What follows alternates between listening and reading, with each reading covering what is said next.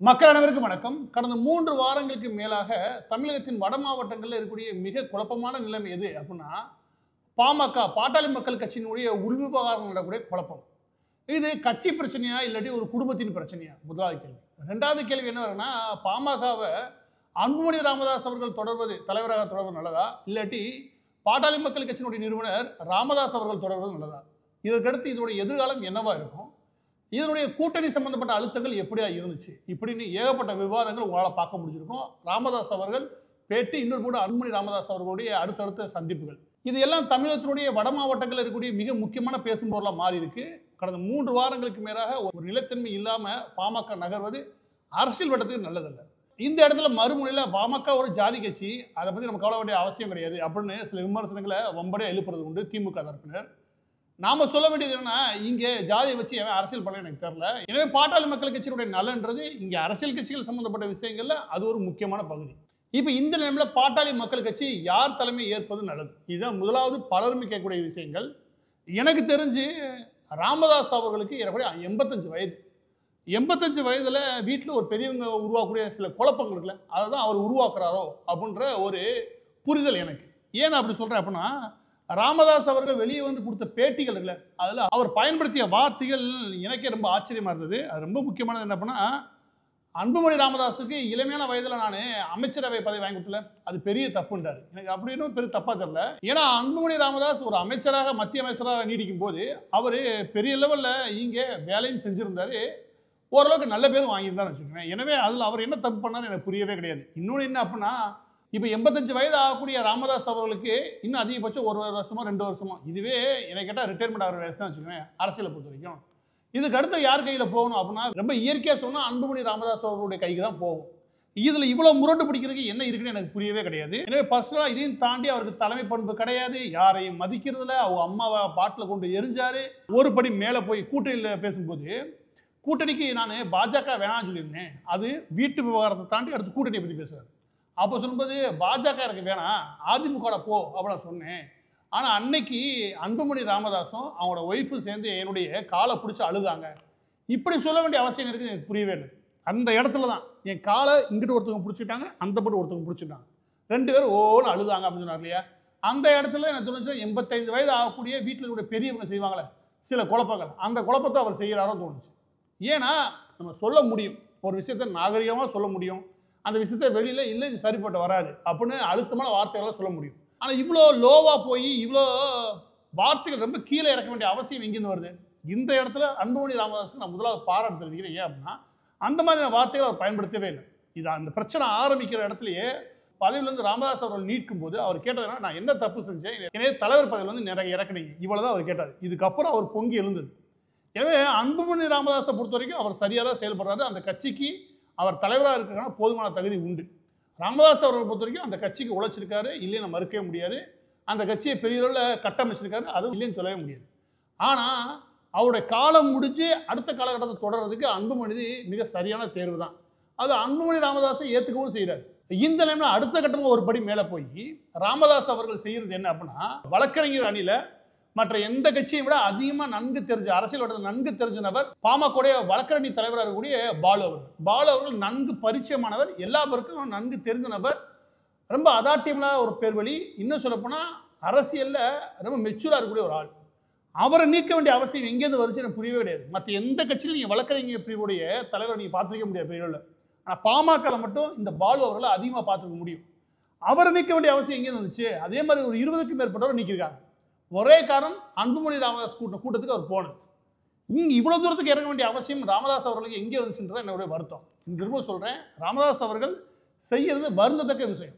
தவிர ராமதாஸ் அவர்கள் செய்கிற விவகாரங்களுக்குல அந்த கட்சிக்கு பெரிய பின்னடைவை ஏற்படுத்தும், அதை முழுமையாக அழிவு உருவாக்கும், இப்படின்ற விவாதத்துக்கும் நான் போக விரும்பலை. இது மேலேருந்து பார்த்தீங்கன்னா இந்த கட்சியை யார் நடத்த முடியும், இந்த கட்சி யார் பக்கம் போகிறது நல்லது, இந்த கட்சியை யார் அடுத்த கட்டமாக நகர்த்துறதுக்கு சரியானது. ராமதாஸ் அவர்கள் திரும்ப சொல்கிறேன் 85 வயது. இப்போ இன்னொரு வேலை நடக்குது. அது என்ன அப்படின்னா, அன்புமணி ராமதாஸ் அந்த போது என்ன பண்ணுறாரு அப்படின்னா, இந்த கட்சியினுடைய நிர்வாகிகள், மாவட்ட நிர்வாகிகள், மாநில நிர்வாகிகள், பிற அணி தலைவர்கள் எல்லாத்துக்கும் கூட்டம் போடுறாரு. இதில் மிக கவனிக்க வேண்டிய விஷயம் மாவட்ட செயலாளருடைய கூட்டம். இந்த மாவட்ட செயலாளர்கள் எனக்கு தெரிஞ்சு பாமகவில் 108 மாவட்ட செயலாளர் இருக்காங்க. இந்த 108 மாவட்ட செயலாளர்கள் 103 பேர் வந்து அன்புமணி ராமதாஸை ஆதரிக்கிறாங்க. சுமார் ஒரு 6லேருந்து 5 பேர் வரைக்கும் தான் ராமதாஸ் அவர்கள் பக்கத்தில் இருக்காங்க. இப்படி இருக்கும்போது கட்சி ஒட்டுமொத்தமாக ஏறக்குறைய அன்புமணி ராமதாஸ் அவர்கள் சொல்லுக்கு கீழே போனதுக்கப்புறம், சொல்லுக்கு கீழே போனதுன்னு சொல்ல முடியாது, அவர் முழுமையாக ஏற்றுக்கிட்டதுக்கு அப்புறம் இங்கே என்ன குழப்பம் புதுசாக ராமதாஸ் அவர்களாலோ இல்லாட்டி புதுசாக அவர் சார்ந்த நபர்களால் உருவாக்க முடியும்? எனக்கு தெரிஞ்சு அவர் சார்ந்த நபர்கள் யாருமே கிடையாது. ராமதாஸ் அவர்கள் ஆரம்பத்தில் இந்த பிரச்சனையை உருவாக்கும் போது எங்கேருந்து இதுக்கான விஷயங்கள் தொடங்குது அப்படின்னா, அவருடைய பேரப்பிள்ளையான முகுந்தன் அவர்களை இளைஞரணி தலைவராக மாற்றுறாரு. அந்த இளைஞரணி தலைவராக மாற்றும்போது அவரை அந்த பொறுப்பு கொண்டு வரும்போது அதற்கு அன்புமணி ராமதாஸ் அவர்கள் எதிர்ப்பு தெரிவித்து அந்த மைக்கை தூக்கி போடுறாரு. இதுதான் முதலாவது நிகழ்வு. அதான் அவர் சொல்லவும் செய்கிறார். மைக்கை தூக்கி போடுறாரு, அது எவ்வளோ பெரிய அவமானகரமான செயல்றாரு. இதில் என்ன நடந்துச்சுன்னு நமக்கு தெரியவே தெரியாது. ஆனால் கவனிக்க வேண்டிய விஷயம் என்ன அப்படின்னா, இந்த இளைஞரணி தலைவராக முகுந்தன் கொண்டு வந்தார் இல்லையா, அந்த முகுந்தன் வச்சு எல்லா பிரச்சனையும் ஆரம்பிச்சுன்னு சொல்கிறார் இல்லையா.